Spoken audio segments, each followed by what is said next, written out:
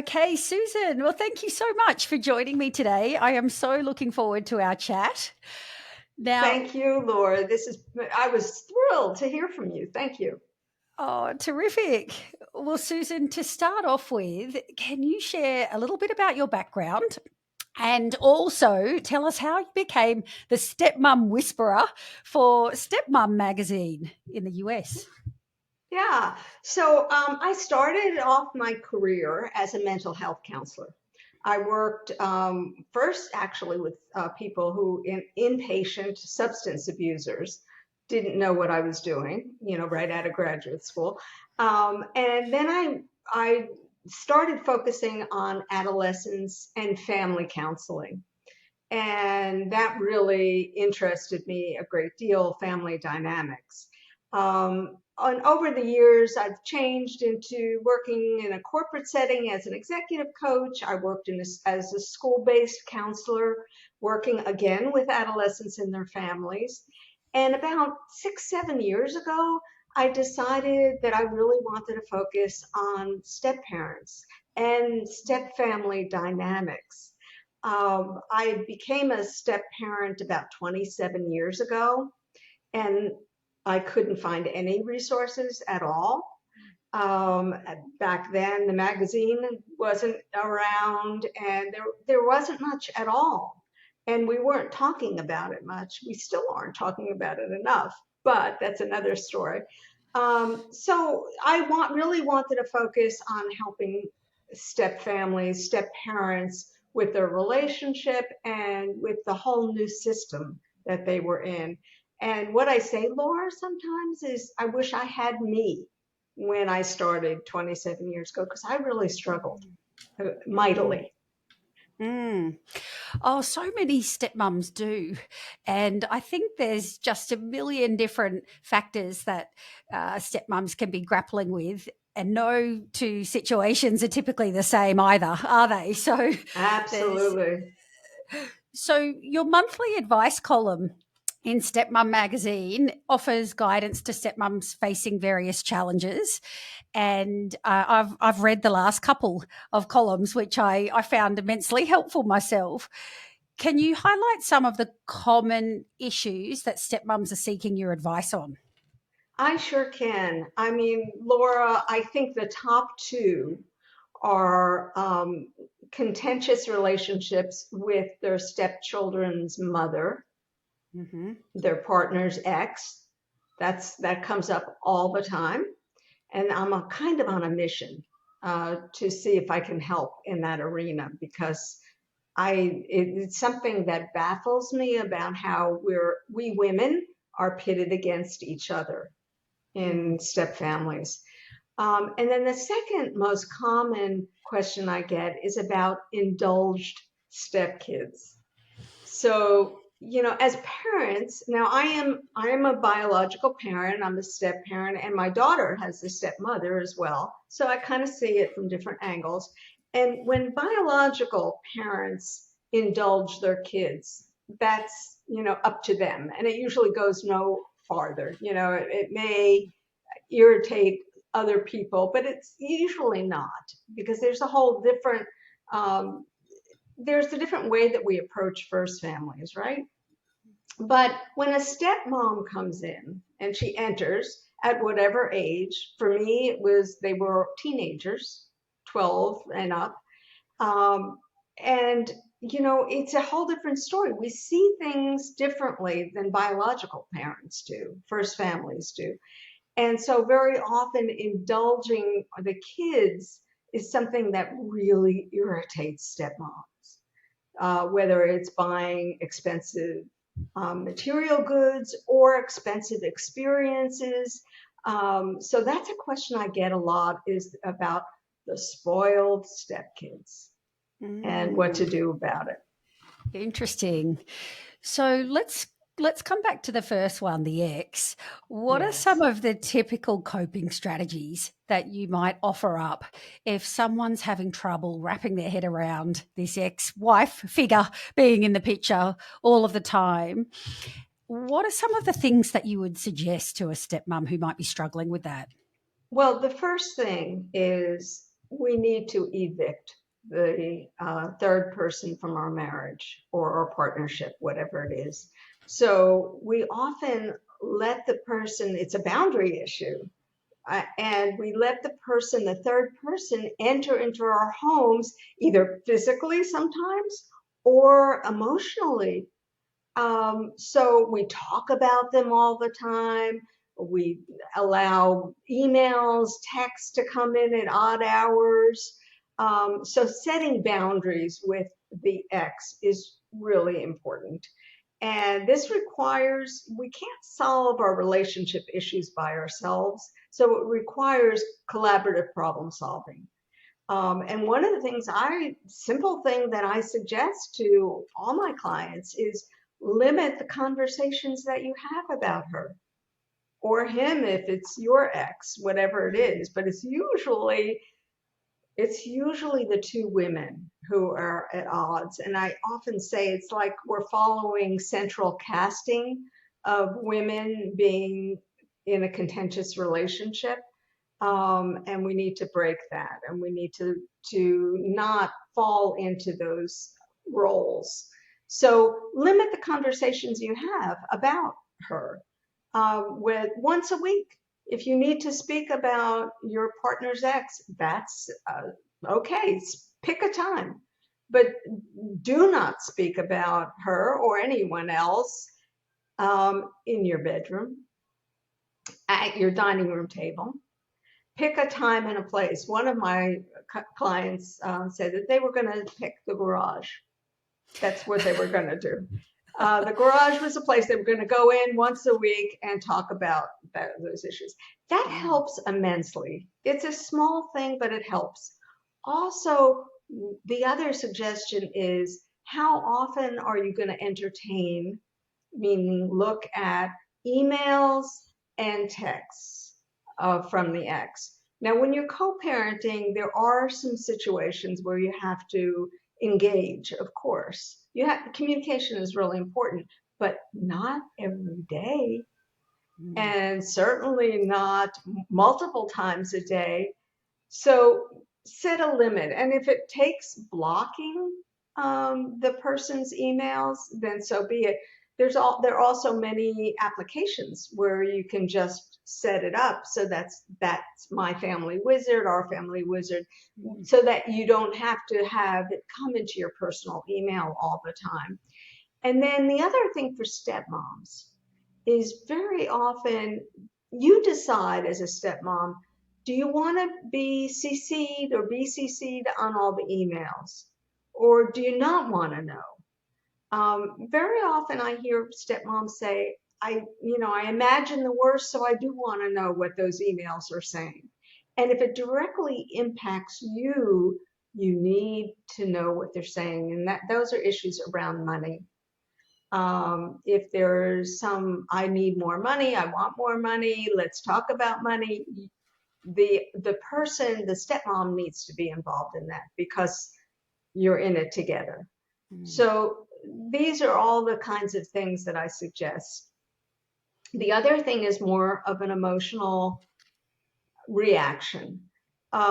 So we blame each other. We blame the stepmom blames the bio mom blames the stepmom. Are we really blaming her for things that don't have to do with her? Like, I mean, I've heard all kinds of stories where stepmoms blame the traffic on the bio mom, because they have to drive their stepkids somewhere to her house or whatever, and blame her for the traffic. And also, I think we have a tendency to excuse our partners for their role in the contentious relationship, because that feels really scary. But sometimes our partners are fomenting this, or have contributed to it, by their being conflict avoidant, perhaps. And that's a big one. That was just the topic in one of my groups that I do, which I'll let your listeners know about. But it seemed like a lot of our partners fell in the category of being conflict avoidant. And so they were actually contributing to the contentious relationship. So those are all things to look at. And they're hard, they're not easy. But we need to focus on our primary relationships, not the relationship with our partner's ex. Yes, that's such good advice. And in particular, the tip around not talking about the ex all the time and really refraining from going there and instead focusing on your own life and your own things that are going on. I think that's Exactly. so useful. It is. And I know I had to learn to do this because I didn't do this initially, and it was affecting my relationship with my husband. Yeah. And then coming to the second theme that you touched on as well, so the overindulged stepchildren. In that scenario, what would be a coping strategy that you could offer up to a step parent who might be struggling with that one? Yeah, this is harder. This is really harder because divorced parents, divorced dads in particular, are notoriously permissive. It is the way that some divorced parents deal with their guilt over the trauma of divorce. But what we know for sure is that permissiveness and indulgences are not treatments for trauma. It just doesn't work. So here's where it gets tricky, because we have to be compassionate with our partners about their feelings and their guilt feelings in particular. And I would say to start with active listening and not with the indulgences, because the indulgences are a reaction to the feelings of guilt. So start with active listening, which means that you listen to the feelings, you reflect back, or you mirror back what you've heard. You show empathy, like, gee, I can understand how you would feel that way. Yeah. And then after that, after the active listening or multiple rounds of active listening, you can start problem solving by sharing your truth, which is, I know that we're spending a lot of money on, these expensive experiences for your kids, and it's affecting me. It's affecting our budget. It's affecting me emotionally. Is there anything we can do about it?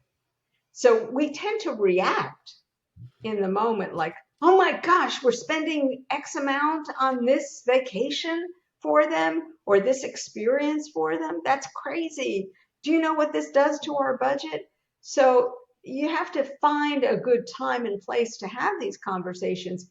And it's not when you're flooded with emotion, when you see the Visa bill, or, whatever it is.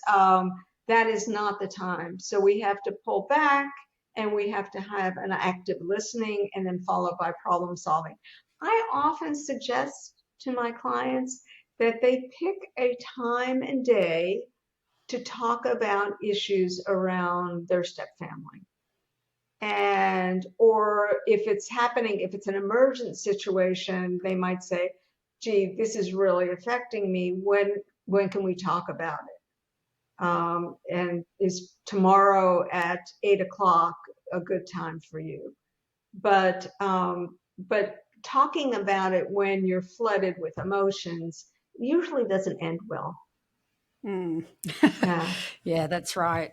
That's right. That makes perfect sense as well. And the idea of having that designated time again, where you're going to be in a stable, calm state of mind, and you're going to have that conversation together. Then, once that emotion has dropped down, I think is really solid advice. So Yeah. sticking on that theme of emotions, I know that step parenting in general can be quite emotionally taxing at different times. How do you help stepmums manage their emotional well-being and maintain a positive outlook along the way? Yeah, it is, you're right, Laura, it is a challenge at every stage. And I want to say that some of my younger stepmoms often feel that they're going to be home free when the kids turn 18. And I'm always appreciative when we have our groups that when there are older stepmoms, because the challenges are different, but they're still challenges. So they may not be day-to-day challenges unless kids boomerang back and live in your house, which is another topic to talk about. But there are every step of the way. What I find is immensely supportive for new stepmoms in particular is to be with other stepmoms. And I have a strong belief in the power of groups, support groups. As a counselor, I always led support groups because I was so committed to them. In mental health centers, in the schools, I did support groups. So now I have several different support groups that I offer stepmoms. And because Laura, we feel so isolated, we feel so alone in our struggles, we feel that we're not doing enough, we feel not good enough. And these were feelings I had 27 years ago, and I hear over and over again that this is common. And because we are isolated, we don't talk about our struggles. And it's a good thing we don't, because people don't understand who aren't in it. They still don't understand, which baffles me just based on the numbers of step families there are out there. So I have support groups, and I have one that is totally free. It is public. It is once a month.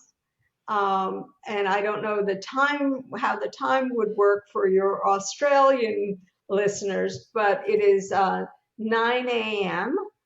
Pacific time. We always get people from the UK, and it is the first Thursday of every month, and anybody can join. And you can join once, or you can keep coming back. And I hear over and over again how comforting it is to hear that other people are struggling the way you are. It is not you. It is not about you. It is about the role. And that is so important to hear over and over again. I also have some smaller private groups that are for my clients, and they are fee-based, but they're so that we can really dig in. But I find, although I work with individuals and I work with couples, being in community is very powerful. To know that you're not the only one struggling, because it is a struggle, and acknowledging that it's a struggle that you need support with, and you can get through it. If you build that strong foundation with your partner, that's what's going to help you. The kids hopefully are going to leave, and they're going to launch, and they're going to be on their own. And without that strong foundation, there won't be much to fall back on. And I don't suggest that stepmoms live for that, because you have to have a good relationship, and you have to be able to survive and thrive where you are. And that's where self-care, radical self-care, comes in. It's not just the normal get a pedicure kind of stuff. It's where you really have to take care of yourself, and you have to be assertive with that. And that might mean going with girlfriends and getting out of the house and getting away occasionally, as best you can. So it also means being in a support group. Yeah. And reading Stepmom magazine. That's a community in itself. That's Yeah, it. That's it. Reading the column, and look, I think you're right. I think it's those pillars of a strong relationship. It's then having that community and that network around you of others going through the same thing, and then it's about the self care and looking after number one as well, and making sure that you've got time factored into that busy schedule for exactly. yourself. Yeah, Yeah. that's a hard one for some stepmoms. In my practice, my stepmoms are very often what I call over functioning. They're doing too much. They're overdoing. And I mean, I think this is part and parcel of being a woman, at least in our culture, society. We tend to overfunction, so they're taking on more and more responsibility and then feeling resentment about it. So, what I help stepmoms with is letting go of a lot, letting go of their expectations, letting go of their fantasies of what life would be like, and letting go of taking on what wasn't theirs to begin with. You know, that maybe we don't need to help the kids with homework every night. Maybe we can put more on their parent, their biological parent, their whoever that is, you know, the bio dad, the bio mom, but not take on so much. And, you know, I talk about, as many people do, staying in your own lane. First of all, defining what that is. What is the stepmom lane? Um, it's not the bio mom lane.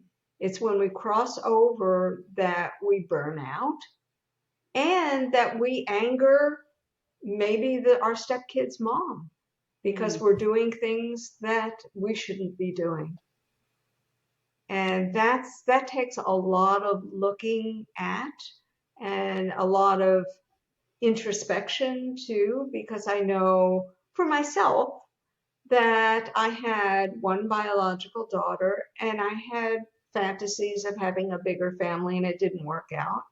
And so when I married my husband with 3 children, I thought, oh my God, this is my shot. Well, it didn't work out the way I had fantasized. Let's just put it that way. It didn't work out the way we saw in sitcoms, you know, or in movies. So I had to let go of my fantasies. And slowly, slowly, I did that. And it helped me survive because otherwise the disappointment can be overwhelming and Mm. heartbreaking at times. Mm. Especially, it might be more true even for stepmoms who are child free, don't have Yes. children of their own. And so you have to really look at your own disappointment and own Mm. it.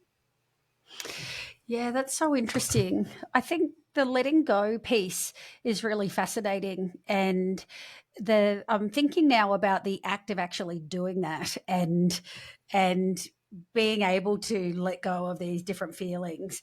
Is it a matter of getting some support, getting some counseling, really working on the mindset in order to help you shift from that before state to that after state where you have let go of those emotions? I think getting support is really critical. Yeah. And however you do that is up to you. Certainly, if you're going to go to a therapist or a counselor, I would urge everyone to pick someone who is familiar with step family dynamics Mm. because sometimes you can get some really bad advice. And I know this because some of my clients have come to me after getting some bad advice.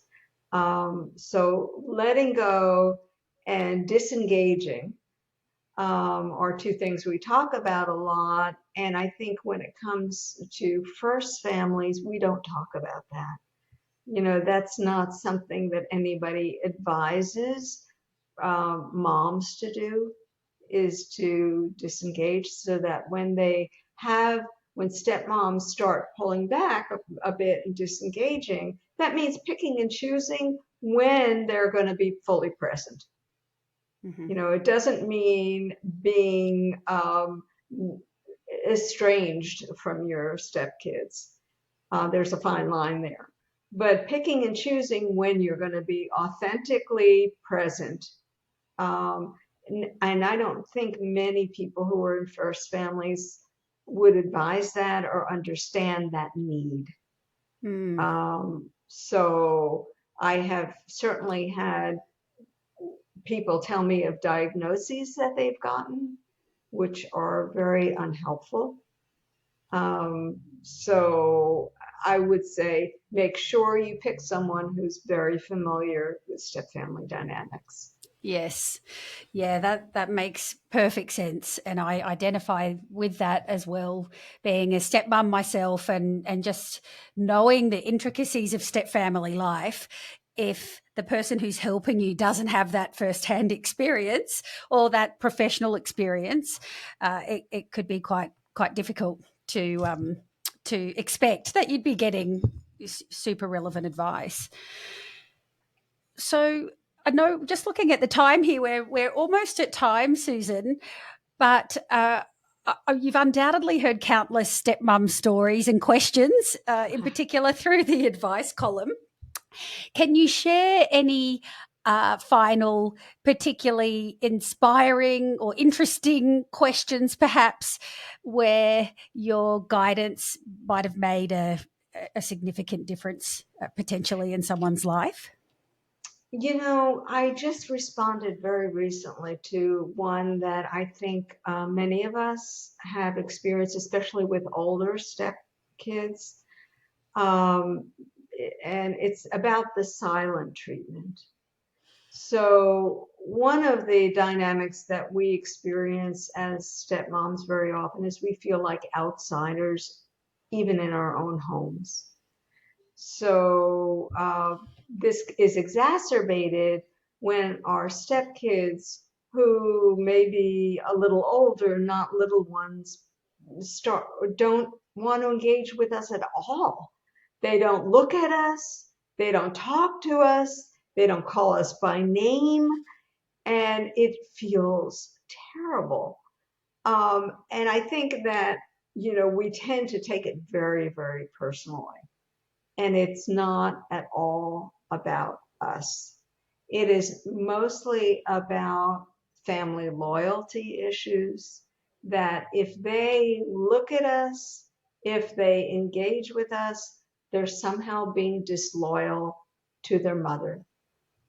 And so it's very difficult. It's also sometimes that they feel as if they acknowledge even our existence, then they're acknowledging that they have two families now. They have a step family. They might have a step family on both sides.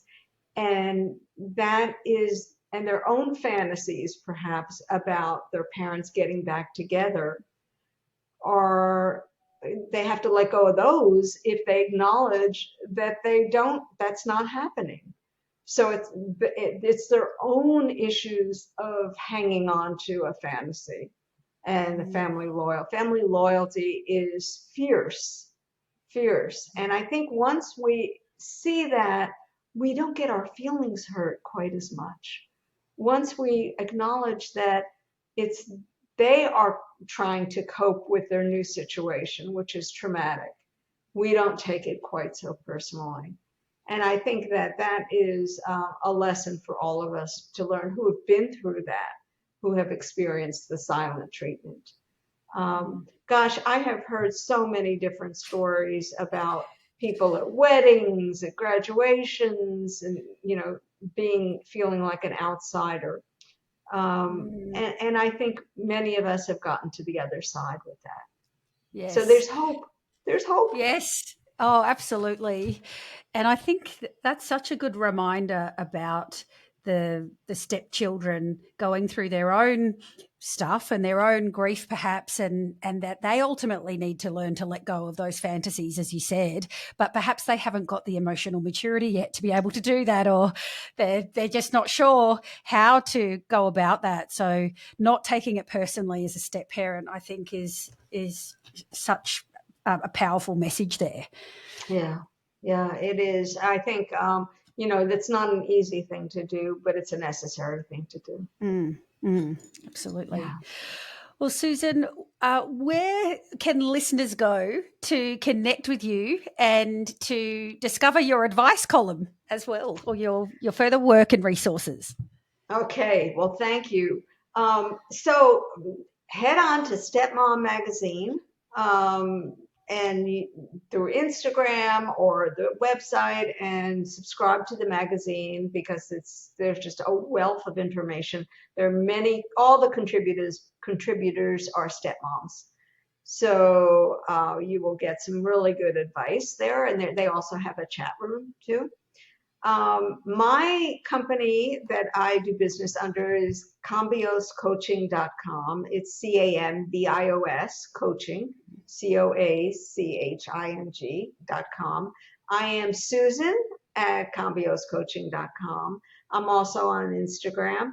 And I do have a free group I invite anyone to. You do have to register, so you have to pop onto my website. I offer free consultations, and just contact me. And if you're in Australia and you can't find a time that works for you, contact me directly and we'll find a time, because you and I, Laura, found a time. We did. Great. That was we great for both did. of us. Yeah. Oh, that's terrific, Susan. Thank you so much. What a fantastic resource you have available there through those sessions. And of course the column as well. And for those who aren't familiar with Stepmom magazine, it's Stepmum MON, the American spelling. And you can submit questions to Susan as well. So there's an opportunity to do that once you're on the mailing list for that magazine. Well, we'll definitely link to all of that in the show notes. Once again, thank you so much, Susan. I have thoroughly enjoyed our chat today. Thank you, Laura. This has been great fun for me.